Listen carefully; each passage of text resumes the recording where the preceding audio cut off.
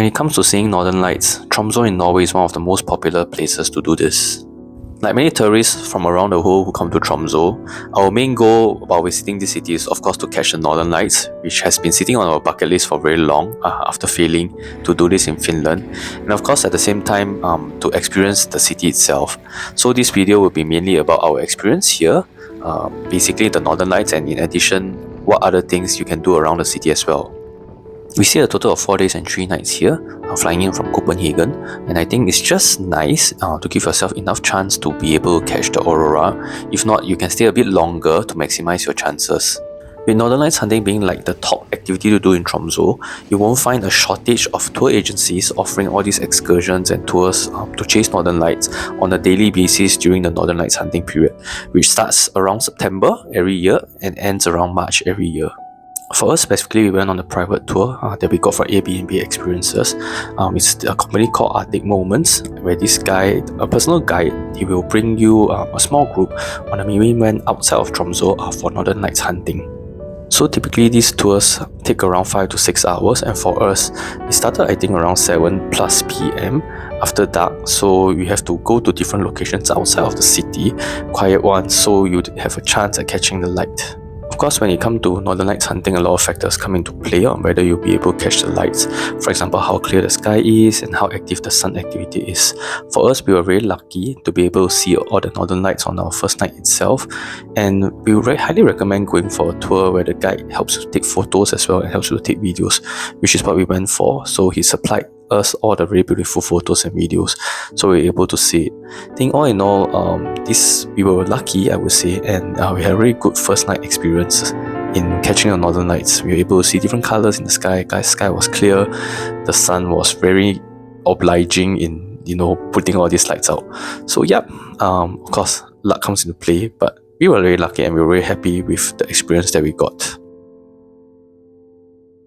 Of course, to be safe, we also had a second attempt tour to hunt Northern Lights plan, and it's this part of this Brim Explorer cruise where basically what's different is that they serve you dinner on a boat while they bring you out to the lake in search for all these Northern Lights.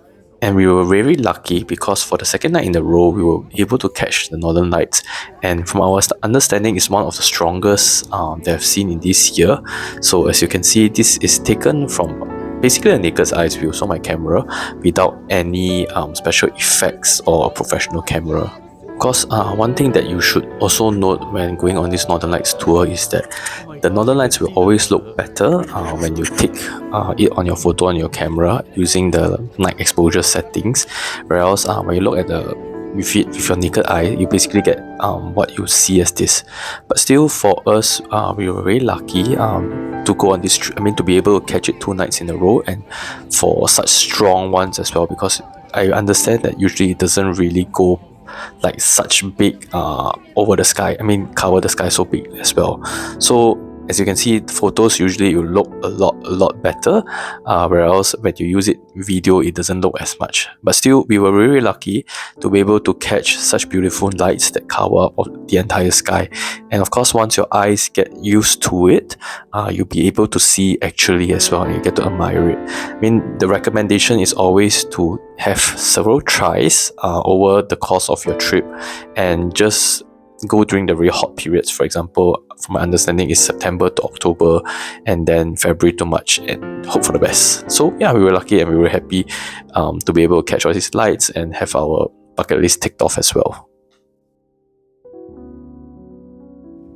Of course, Northern Lights hunting is not the only thing that you can do in Tromso. There are several activities that you can participate in as well. And for us, because we really enjoy visiting the local culture and just experiencing how the local culture feels like, we went on a Sami experience. Basically, Sami is the indigenous people that used to belong in this northern part of Norway, Finland, and Sweden, together with reindeers. So what we did was that we joined a traditional Sami family on a reindeer tour under this company called Wandering Reindeers. So while seeing reindeers is not something unique that you can do in Tromso, there are different companies offering it.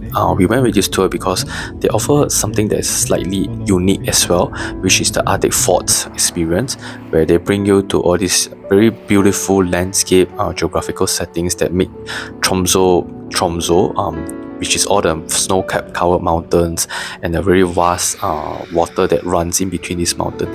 It's very scenic place, very beautiful natural beauty as well, where you can just be there, aside from taking photos, just admire the whole landscape and just be in the moment. So for us, we don't really get to experience this from our city life in Singapore, but to be able to see this beautiful place really makes you remember this and really enjoyable. For me, I would say this is definitely one of my favorite experiences in Tromso, because you get to hear the Sami culture, hear the Sami story up close. You get to be like in this hut, for example, just listening to how different cultures of people are like, aside from looking at deers, looking at the scenery. And I would really highly recommend this tour with Wandering Reindeer if you're ever in Tromso.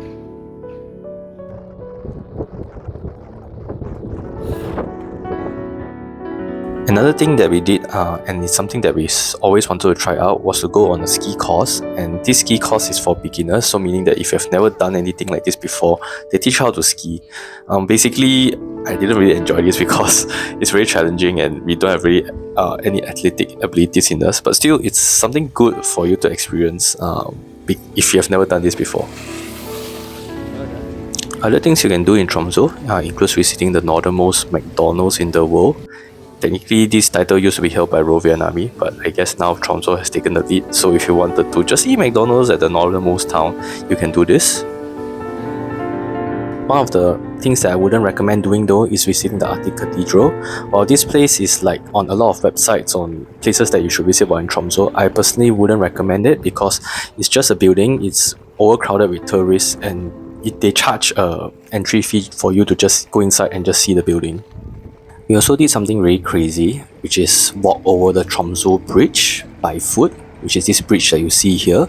So this bridge is quite a famous landmark in Tromso. You can see it from very far away while you're in the city, because it really extends way above the water for ships to pass by, which is why it's very tall. And basically, even though you can take a bus or cars across this bridge, some people choose to walk it because it can bring you to the Artic Cathedral, which is the place that I said previously, and also the Fjord mountain, which is this mountain behind here. Unfortunately, we didn't manage to visit this mountain because of the weather. We really wanted to go up, but the weather was bad, so there was no cable car there, and we were on our last day already. Still, we managed to do this bridge. It was quite an experience because it was windy and wind was blowing really crazy while we were on top of it. And yeah, it's just an experience that's worth remembering. And if you have nothing to do, definitely consider. Walking over this bridge and just looking at the view from top can get windy though, so just be prepared. Last thing we did was visiting the Polar Museum. So this is like the only museum that we visited in Tromso. Basically for a museum, nothing much special. It basically just chronicles previous polar expeditions. Museum is just a few stories tall, not that spacious, so if it's crowded it can get really cramped, so just be in mind. But if you have nothing to do and you have want to see how it's like exploring the polar region, just drop by this museum. You need to pay though. Yep. So basically that sums up our experience in Tromso, spending all 4 days and 3 nights here, chasing northern lights, visiting the Sami and the deers, visiting the area around, just walking around town, and just eating some food here and there. I would say this is a very enjoyable experience, very memorable experience, because it is one of the Northern Lights capitals in the world, and of course with that being it, there might be a lot of tourists here, but of course, it's quite an enjoyable experience. And if you ever want to catch some Northern Lights, if you want to just have a good winter or just come to Norway, Tromso is definitely the place to be. The variety of experience if you're visiting in winter, from winter activities, looking at the lights, and looking at the local culture.